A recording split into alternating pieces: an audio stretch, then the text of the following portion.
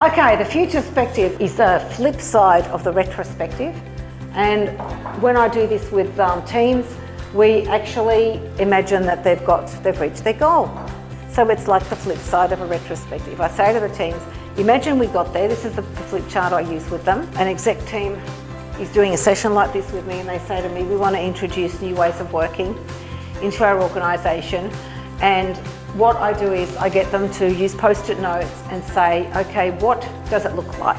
Have you got any idea what this looks like? After we've gone through a bit of mindset and behaviour stuff, they're starting to get an idea of what it looks like. What does it look like, and what helped you get there, and what got in the way? Very non-judgmental way of anticipating pockets of resistance, people who may not be on board, who they need to engage with. By doing what does it look like,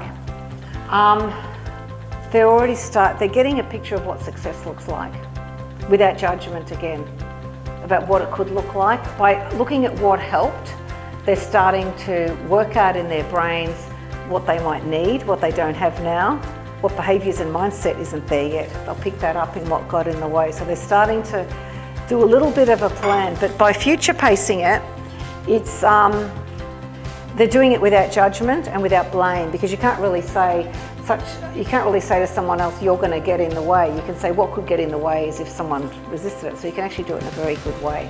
Ben Linders is actually the Agile coach who came up with this. I designed the activity and the template. By future pacing, people imagining themselves in the future, it's a mindset shift in itself. It hasn't happened, so you can talk about stuff. You can talk about failing in a really safe environment because you haven't failed. But you can talk about it. What would it look like? What's it going to look like if we mess up? Oh my God, it could look like that. Let's not do that.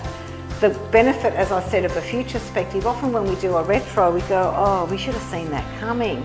And sometimes I think if you did a future perspective, you might have maybe anticipated what was going to happen. So that's why it's good to do it at either end, a retro and a future perspective.